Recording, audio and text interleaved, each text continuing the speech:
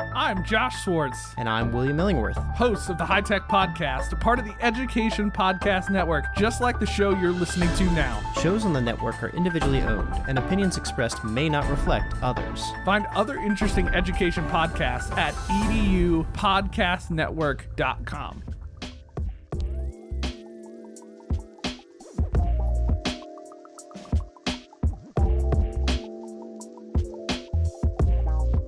Hello, everybody, and welcome to another great episode of My EdTech Life. I am so excited to be here with you all this evening. And as usual, again, thank you as always for all of your support. Thank you so much for sharing our shows. Thank you so much for visiting our podcast page and just giving us some amazing feedback, as always, from the bottom of my heart. Thank you so much, because we do what we do for you. We want to bring you some authentic conversations, some genuine guests that are here to share their hearts out with you as far as the state of education, the amazing work that they're doing, some different perspectives. And again, it's just really learner-centered for all of us lifelong learners. So I am just so excited for tonight, because tonight I get to welcome Yaritza Villalba to the show. I am so excited for you to be here, Yaritza. How are you this evening? I'm great, and I love the way you say my name. But I am feeling great. I had a long day today, but I really looked forward to tonight's show because I know it's authentic. I know we're going to bring and henny up the conversation, and so let's do this. Hi, Amanda. How are you? Yes, Amanda joining us. She was first here. She put at 8:28 p.m., but I think that was the day that I posted the show. But I know that she'll probably hop on shortly, as all our viewers right now. I know it's Wednesday. There's a lot of Twitter chats and all that stuff happening. So, but I know that we'll definitely get some folks here that are going to be sharing some messages. But Yaritza, thank you as always. Just again, I know that you are very busy. It is the beginning of the school year, and I know that you've got PD after PD after PD. But again, just like you said, thank you so much. It really means a lot, stating, coming onto a show where we can have some authentic conversations. And that's definitely your goal, connecting educators, creators, one show at a time. So I'm really excited. So Yaritza, let's go ahead and get started. And as always, like I always tell all our audience members, that our guests to me are people that I see that are doing some amazing things in the education space and show their passion for education and continue to fill the cups of those educators that sometimes just need a little extra pour of some awesome sauce just to kind of inspire them again. So I'm excited that you're here, but I also see you as kind of like that superhero as I see all my guests. And as we all know, every superhero has an origin story. So, Yaritza, I would love to hear your origin story as far as how you got into education and the amazing work that you're doing. Well, thank you. Hi, beautiful people. So, my family migrated here in 1991 from Panama, and most of my experience in public education has been in ESL classes, or what New York State calls native classes. And at that point, that was probably the most isolated time in my life. And some of you have probably heard me, share this story where I was just like, I already knew the English language, so I didn't think or feel as if I needed to be in ESL classes. I came when I was 3, right? So acquiring the English language was very easy for me, as opposed to my sister or my brother. And then to be in native classes with other students who had just came to America, I felt like, wow, why can't I be in a regular English class? It wasn't until probably about my junior, senior year where I had regular ELA classes, but I still had native classes as well. And at that point, I knew I just wanted to be a teacher because I wanted to do the right thing. When I began my undergraduate studies, I minored in education. And then I remember graduating and going back to my high school that I had graduated from and visiting. And the guy who's now my mentor, Dr. Christopher Smith, who was an assistant principal at that time, said, "Hey, what are you doing?" I was like, "I'm just in grad school." He's like, "What are you taking up?" And I'm like, "Education. I want to teach." And he was like, "Come Friday, I'll set you up with an interview." And I was like, "No, no, no, no, no, time out. It doesn't go like that. Like, I have to finish." And he's like, "No, we're going to get you started. You need to be in a classroom now." My first year teaching, I was put with students, well, I was put to serve with students who were overage and undercredited. So students that were around my age, they were students who were 16 to 21. So here you have this 21-year-old teaching 21-year-olds. And so it pushed me to think differently about what education is, what it means, and what kind of experiences I'm going to bring to the lives of students who already felt like the system failed them.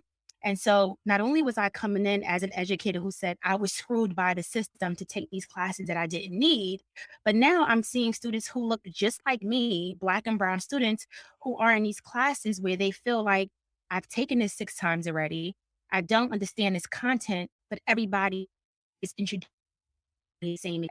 So as an educator, I had to figure out what can I do differently and how can I inspire them to not only learn this content, but do it in a way where if they're not going to use the content in the real world, how could they apply the skills and the knowledge that I give them in the real world?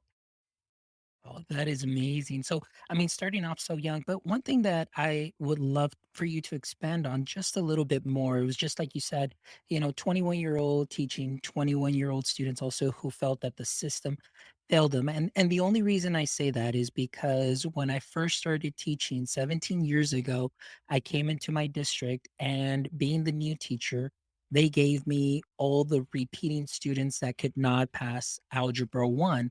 So these are the students that oftentimes just, either their first time through, they didn't understand the concept. Maybe they just didn't have enough time or enough support.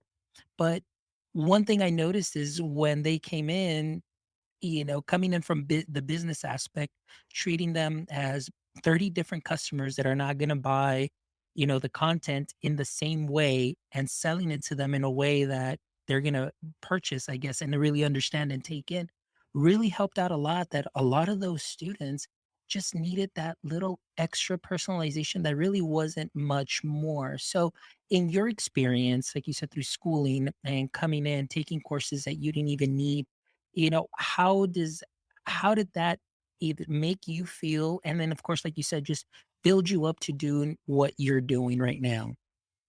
Well, for many years as a student, it actually tore me down, right? Because I had so many questions.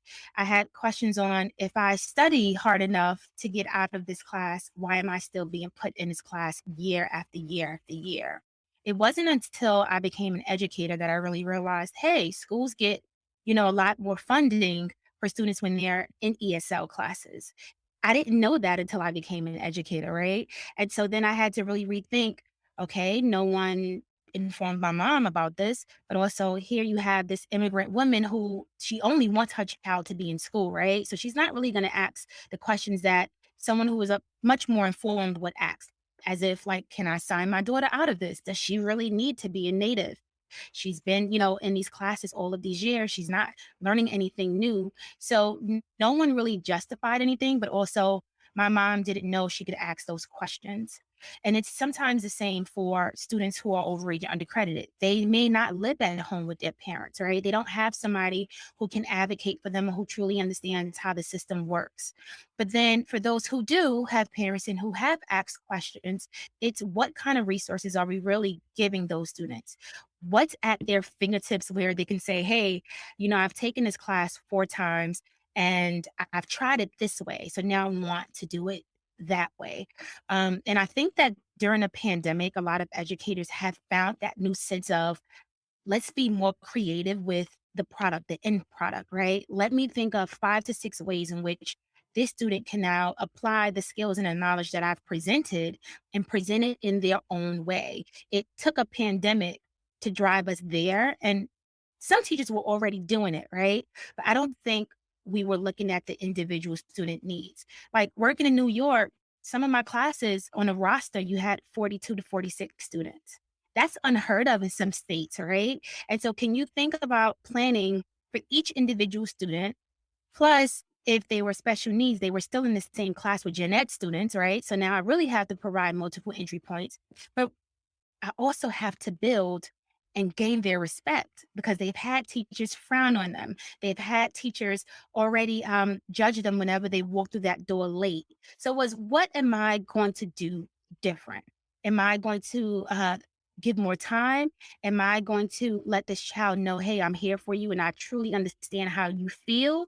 And I'm not going to lose the fact that I have high expectations for you because that was a plus too, right? So understanding, yes, you felt this, but I'm a new teacher and I'm not like those other teachers. We're going to pass this together and I'm going to put the same exact effort that you put in. So if you want to stay here an hour later, I'm here with you. So just providing different avenues for our students to just feel like they're a part of your class, a part of your lesson, a part of your planning, even when they're not sitting planning with you. And I think that's something that you hit on that is so important.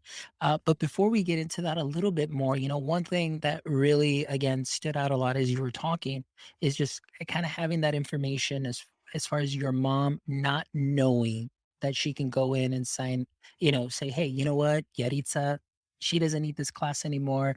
Why do we still keep putting her in that same class?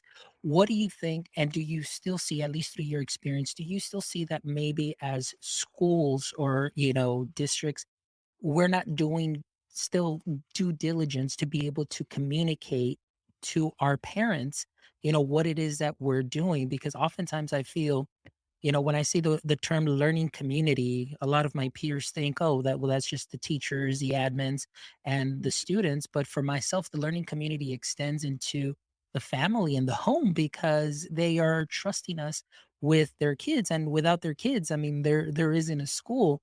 So I think that we need to do a little bit better job at communicating those things. So what are your ideas and maybe thought process that we might be able to do a little bit better? So Yaritzas that are out there don't have to take the same courses, 4 years in a row without learning anything new. I think we have to really think about the family as a part of the school system, right? Usually people wait until parent teacher conferences to inform the parent of how their student is doing. I believe that is totally wrong. You have so many opportunities like the first day, or even when you see that that child's name is on your roster, which for some of us is like after the first week of school. So I get it, right? Depending on who's your admin and what state you're in, and we don't really get our rosters the first day. But when you do have it in your hand, how are you communicating to that parent that you're happy that that child is in your class? Even if you've heard so many negative things about that student, if you probably had all of the wrong first impressions, how are you reaching out? That way, you get to start to know and to understand what has already been introduced to that parent. And then from there, as an educator, you can point them to the right direct direction, or you can give them that information themselves. We have to stop assuming that all parents know. And once we stop assuming that all parents know, then we'll be able to like meet them where they are. For me, the parent is just like the student, right? Everybody's starting off fresh. Regardless of how many years a student has been in your school, regardless of how many teachers the parent has had to sit with, once they're in front of you, day one, week one, first month, that's the first experience, first encounter that you're going to have. And that's your opportunity to not only build relationships, right? Because that is important, but it's also your opportunity to get to know what the parents already know.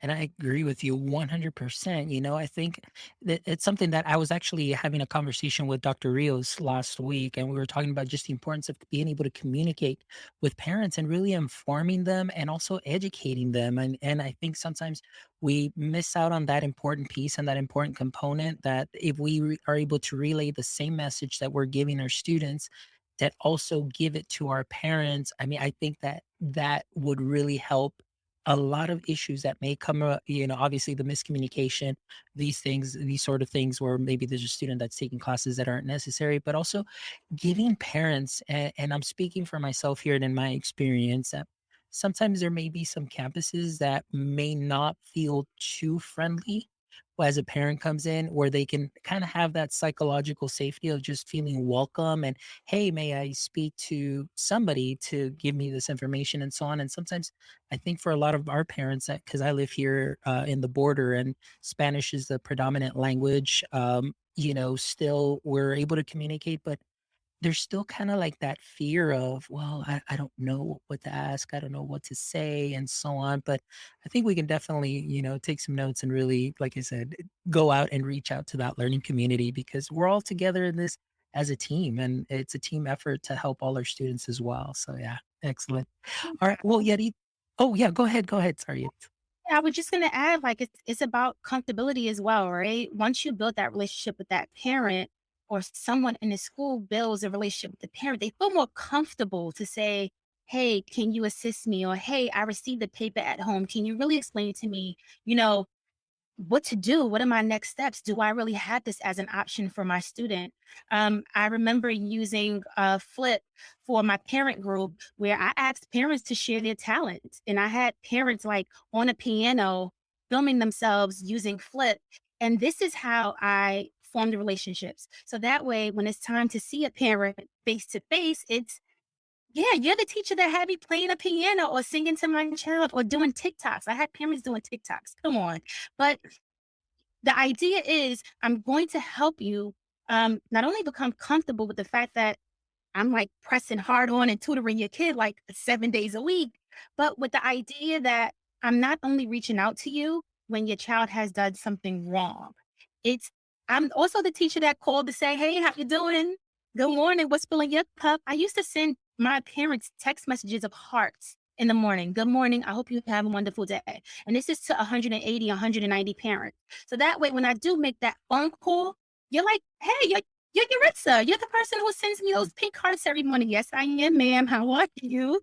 You have to find every opportunity to create and build relationships. We're all human. Teachers, it's the same goes for us. If the admin had never spoken to you a day that you have been in that school, and then they come in to observe you, oh, you're going to feel salty, right? Because they never said good morning. They never asked you even how your coffee was or what's filling your cup or how are you feeling, but they're observing you. That's exactly how parents feel. Excellent. Yeah, and I agree with you. And thank you, Anne, and thank you, Stacy, also for joining us.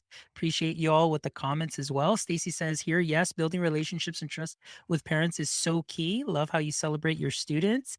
And then, of course, Anne also stating, she goes, I remember when you shared that parent hidden talent example. What a way to build community. And that's what it is. Mel, thank you so much for joining us also as well from Colombia. Thank you so much. All right. We got so many great people here in the house to hear these wonderful conversations. But again, going back to this, I think you're absolutely right. I think one of the things that helped me when I was still in the classroom was building that community, reaching out to parents. And again, I would even now obviously within the district that I was at, and at least that particular school, there was more availability for parents to be able to come by.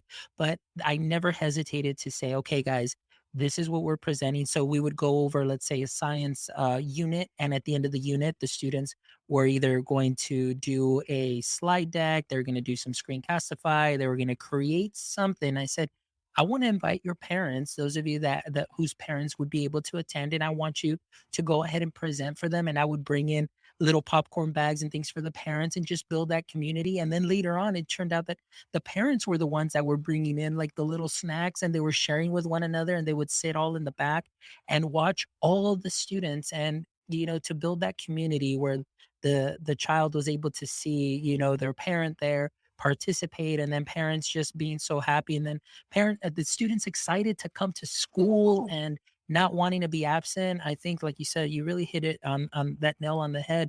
That community building relationships is so important, similar to what Stacy was saying. And I absolutely agree with that. I mean, so I'm really excited about that. And I love some of those ideas that you were stating with Flip.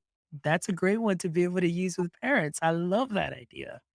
Yeah, listen, I love it. Anything that you can think of, do it. Do it. I used to like download the flip videos or even just use the QR code and send it text messaging to parents. "Hey, look what your son created. Look what your daughter created." And then when the kids come in the next one, it's like, "No, man, you sent that to my mother. She was so happy." Of course I did. And even if the child didn't receive a passing grade on it, your mom knows that you're working towards, excelling. She knows that you're working. She knows that you're trying. And to me, that's all you can ask for. Yeah. And you know what I love about that? It's also because, like you said, you mentioned they got excited you sent that to them, because that's a learning artifact per se, because not only does that help you as a teacher to evaluate that the student understood the concept, but it also helps you to say, hey, was there a misconception here that I can fix right away and on the spot? And so that's what I love. That one of the things that I loved when I was in the classroom too is just being able to see the child's growth from the beginning of the year to the end of the year, and going into an ARD or a 504 meeting or any kind of meeting with actual evidence of showing growth, showing, hey, your son or daughter is doing well here, but as you can see, there's a couple of misconceptions here that we're working on. And now you have some kind of, I don't want to say tangible because it's digital, but it's something that's visible that you can hear, as opposed to sometimes going into these meetings and saying, well, why is my child failing? Oh, because they have 50s on all their quizzes. Okay. But like, what specifically on those quizzes? And so that's the thing that I love, that you can have that artifact that you can share with parents and share with the team. And sometimes either say, hey, you know what, we can actually remove these supports because we see that growth and things of that sort. And that's one thing that I loved about, and especially using these wonderful tech tools such as Flip and others such as Screencastify and things of that sort, that you can have that evidence of learning. So I love that, sending those videos to the parents. That's something that's wonderful too as well. Love it. All right. So, Yaritza, tell me a little bit more now, like, especially now as your work that you do for Flip, we see you on social media, and you're doing a lot of PDs and so on. So tell us a little bit, if you don't mind, just about that transition now, going from teaching and then now, working for Flip, and then we'll get into the authorship portion, because I mean, I just want to know all that Yaritza is all about. So I said, you know what? Might as well. I have the show. We're going to ask, and we definitely want to hear your wonderful story there. So tell us a little bit about just how this happened for you, and then the current work that you're doing, because it's definitely inspiring. That's for sure. Yeah. I'm fortunate enough to work at a place that I love and that I truly believe in. I was able to use Flip with my students prior to working with Flip. So I knew about, how do you take this platform and you really use it to the benefit of your learners, right? And where you had naysayers that said, I don't have time for that because I have to prep for this assessment. I had to show, hey, you can still use this to prep. It's just way more fun. um, as many of you know, when I began working with Flip, I was still a classroom teacher, and we had began the Yaritza series. And I focused on culturally responsive teaching, where educators around the world would send questions every week. And then on Mondays, I would have this live YouTube session for 15 minutes where I would bring in the experts, which are all of you, the educators, to answer these questions, but to also share resources. That's something that I love. It's my passion, right? I don't believe in the fact that, when educators say students can't learn. To me, that's you know how to put Legos together, you know how to press buttons, you know how to push all the buttons, like Ann Cosma usually says. Um, but transitioning into working full time for Flip, it was something that I knew I always wanted to do. I just didn't know when. So last year, after I had McKenzie, I returned back to work 4 weeks later. I never took a maternity leave, and I became an assistant principal. At this school, it was an expeditionary learning school where, kids would explore. And it was project-based learning and mastery-based grading. So that means no one's failing, right? Because the idea is, how do we make things better? And I was still like, let's use Flip. So every classroom that I went, I'm like, oh, you're doing this? You can use Flip for that. And I found myself like doing soft promos in a school that didn't use Flip. And then I slowly came to the realization that I truly believe in this platform. When it becomes a part of your everyday conversation and people are like having like parties for their babies, and you're like, hey, you should put that on Flip, then it's time to transition, right? And so March of this year, I actually transitioned to become a part of Flip, and I became one of the Educator Innovation Leads. My focus is cultural and linguistic diversity. So I'm really honing in on those Black and Brown communities and those urban communities, to really see how can we really apply, the flip camera, but also resources that students need in order to be successful, or resources that teachers may need to support those students. I am constantly reiterating the fact that there's no such thing as an achievement gap, right? We should walk into a classroom believing every single student can learn. It's just at a different pace, and they may need something else, something different. And even if that caused the teacher to have to step out of their comfort zone and now begin to learn new things, that's how life works, right? We're all an ecosystem and we all feed off of each other. And so my transition with Flip was just, how do I really still share out what makes the platform so great without becoming a salesperson? Because Flip is free. They don't need salespeople, right? They need people that are still going to engage with this wonderful community and still be their authentic selves. So every morning, and I tell people this is not a part of my job, but every morning I love telling people what's filling my cup. And I do it on Flip because it allows other people to, if you don't want to like post what's filling your cup on Twitter, you do it in our space, our mindfulness practices space. But it's also a way that I hold myself accountable for reflecting when I wake up in the morning. I have a 1 year old. She just turned one, right? So these whole 12 months, which is me transitioning, I went from an assistant principal for 6 months to then working with Flip to then traveling to PDs. And now full speed ahead, we're like back to school. But this transition has been remarkable. I'm growing as a mother and as an educator because we're all educators first. And I'm loving every step of the way. Yeah. And I'm out. This is so inspiring, Yaritza. Just hearing your story and just your passion, like it really, it honestly, it's filling my cup, and that's because pre-game, pre-chat, we were already like telling you like how great this has been, but just hearing you and just the excitement, and I absolutely agree with you with a platform such as Flip, giving just that mindfulness space. I love that, being able to just address something, share something out, and then of course people being able to share out with you and sharing those ideas is something that is important and helps people open up and creating that safe space, that psychological safety that, and that's something that is so important. And as students are, coming back to again for like well, at least here for that second year, and now they're back to school and everything. I think something like this is just something that is great, being able to use Flip. And I love what you said too, which kind of, again, we talked a little bit about it, that a lot of our teachers that were very kind of set in their ways pre-pandemic, now that they're coming back, they're opening up a little bit more to the new technology that is out there, the new instruments. And I refer to the platforms as instruments, not tools, just because, with any instrument, as any musician really needs to learn how to play that instrument to its fullest potential, to play some beautiful melodies. And so oftentimes, a tool, it's like, okay, well, I'm going to bring this out once. But no, no, no. Like something like Flip is a wonderful instrument that has been evolving. And just when you think you're finally learning, most of it, something new comes about, something great that adds that additional, piece of excitement to just being able to share. And that's something that I love. But, thank you so much for sharing that. And of course, in the mornings, that's one thing that I mentioned. Like, I love your, just your enthusiasm. Like you said, holding yourself accountable and sharing, that really means a lot. And you putting yourself out there for other educators such as ourselves to say, hey, you know what? Like I'm not the only one going through this. Maybe I'm not the only one who ever thought that. And I'm glad that somebody else is speaking on that, and you build up courage and you build up that educator community and you push that needle forward. And that's a lot of great things and that's something that we need, continually. So I love it. I love it. I love it. So now you did mention your daughter, McKenzie, it's like 1 year now. So talk to us now a little bit about the books, because not only do you work for Flip, but you are also an author who has just released the second book.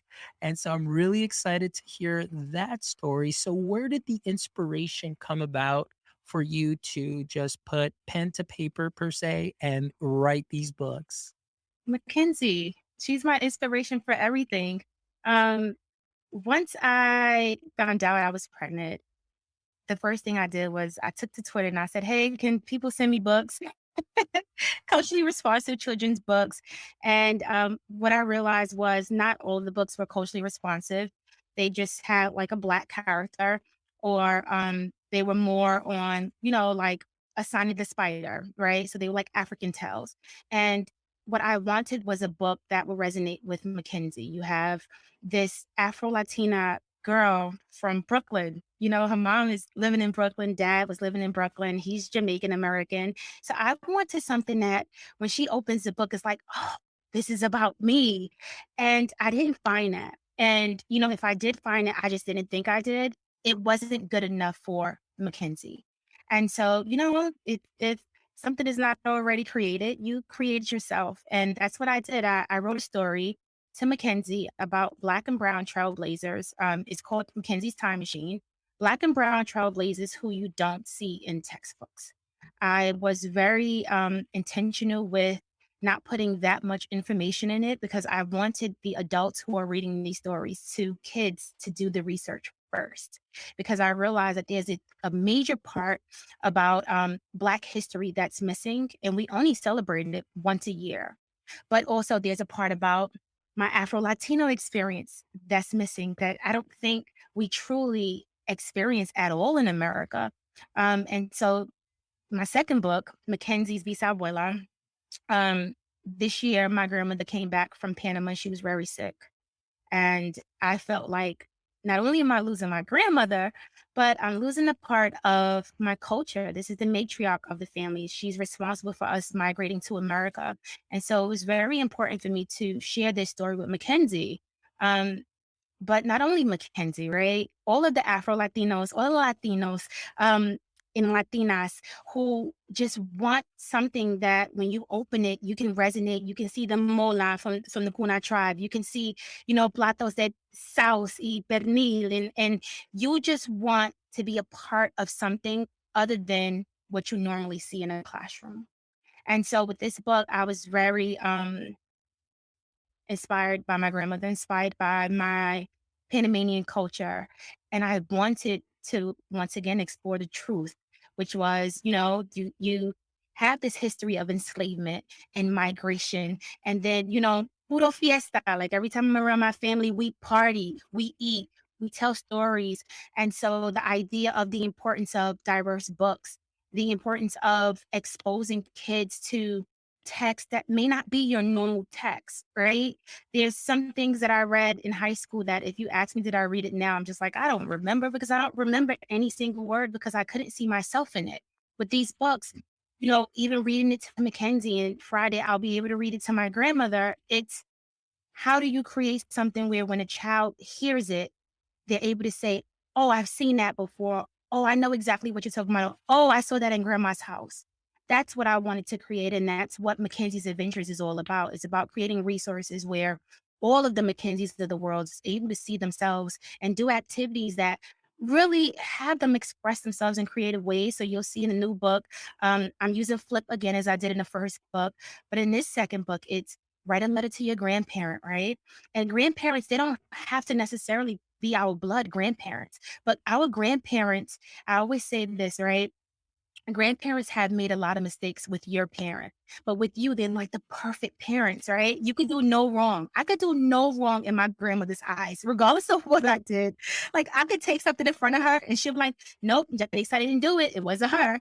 So it's how do you say thank you, but also how do you think about all the experiences you had? And then the second is coloring.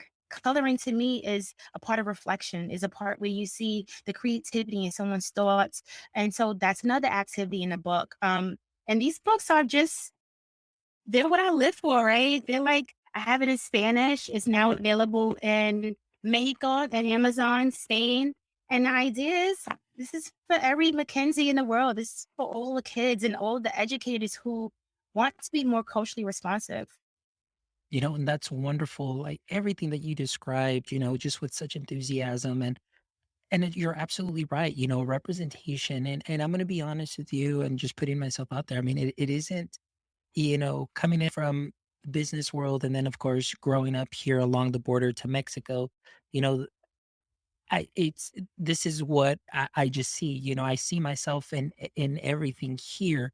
But it wasn't until I got into my doctoral studies and doing some of the readings And see like the importance of everything that you said right now, representation, and for a child to be able, as young student, young man, young woman, to be able to see themselves in a book, see themselves represented, see themselves, and not only just in the books, but also in industry, in work, in all of those things is something that is so important, and just the passion that you bring to it. And you're absolutely right. I had a friend of mine also, and I think your episode will be released, I think later on, either this week, with Matthew Woods. Matthew Woods, writing his books also, based on his son, and the same similar concept in opening this up, and say, you know what, there's nothing out there. Well, then I'm going to go ahead and create something out there. And I think that's something that is wonderful as educators for yourself to be able to do this and influence other educators to have these resources. It's something that is so important in our classrooms, and these conversations are truly very important, because they can definitely help us understand things a lot more. And that's the whole purpose of doing this show too, because I want to learn from Yaritza as well. And then, of course, hearing what inspired you, which is McKenzie, and hearing your story. I mean, I want to learn things from different angles and different perspectives. And I think what you have done is something that is wonderful, my friend. So I applaud you for that, and the work and the creativity that you bring along with it, Yaritza. I think that's something that really also resonates, because I'm all about amplifying creativity and allowing students, and even as adults, something when I do PD, it's like, hey, get in touch with your creative side. It's okay to be creative. It's okay to bring these ideas and these passions into the classroom too, as well, to enhance the learning experience and have some fun, just like you're describing. So that's something that is amazing. And I'd like to ask too, like, who was it that illustrated your books? Oh, Jen Leben. Hi, if you're here. If you're not, if you're catching up.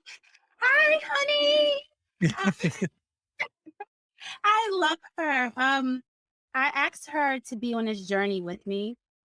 She knew it wasn't going to be easy, because you're telling someone's story, right? So the importance is that you want to capture every bit of it. And I'm very hands on. So, like, when I typed up my manuscript, I usually, and Jen could speak to this probably like on another episode, I put exactly what I envisioned for the picture. And then what I do is I'll like go on Google or go on my phone and look up pictures of my family, and then I'll put a link to it so that Jen, when she's creating photos, she sees the actual image.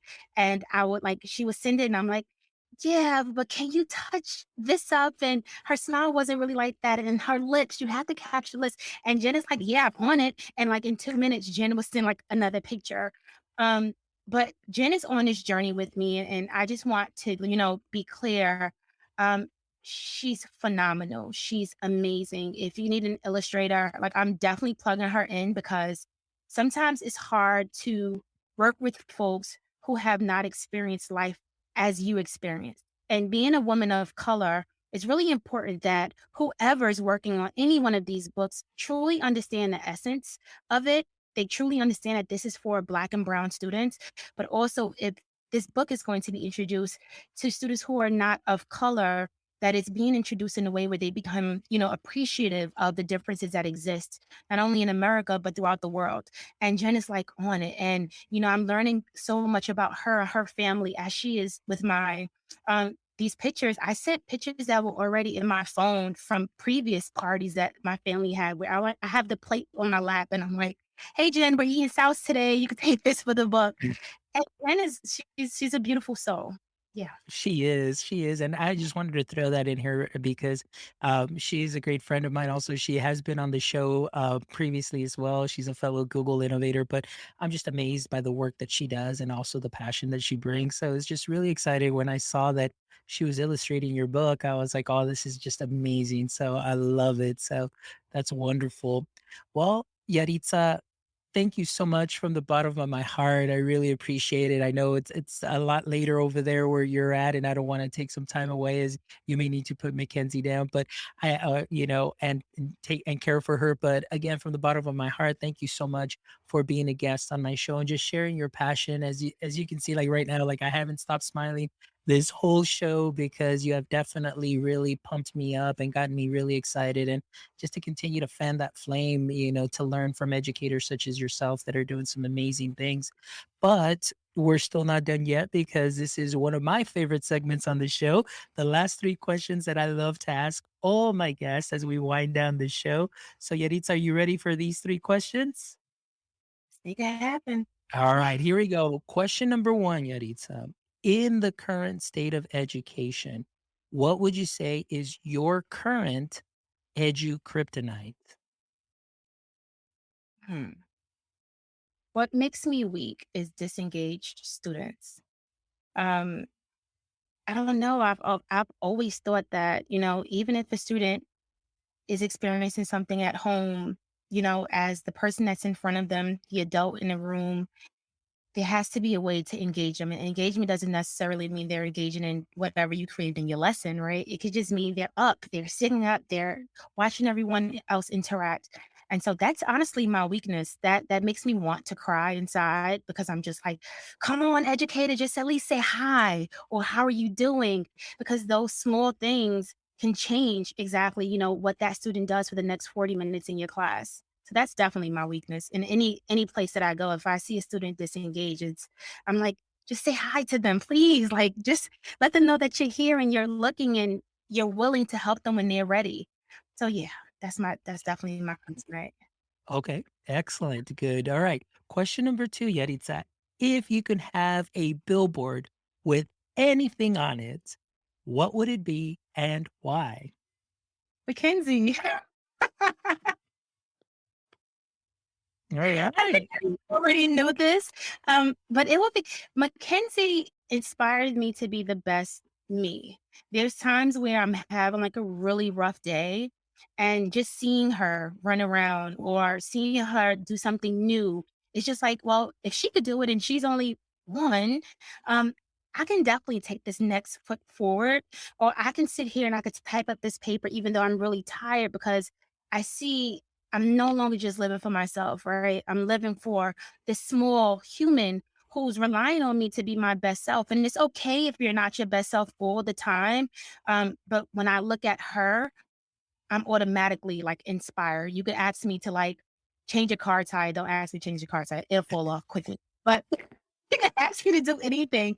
And just because I know that I'm doing it with her on my side, or when she grows up, someone's going to be able to say, hey, your mom did that. That truly inspires me. Excellent. Great answer, Yaritza. Thank you so much. And the last question, Yaritza. So maybe in the future, I know you've got a lot of stuff going on and everything, but let's say in the future, we've got the Yaritza Villalba podcast going on, and I get to be a guest on your show. What would be one question you'd like to ask me? You know what? Because I seen this question in the chat. So Mel mentioned that she's about to start off with school. What do you think a teacher or an educator should do as their first activity for the first day of school?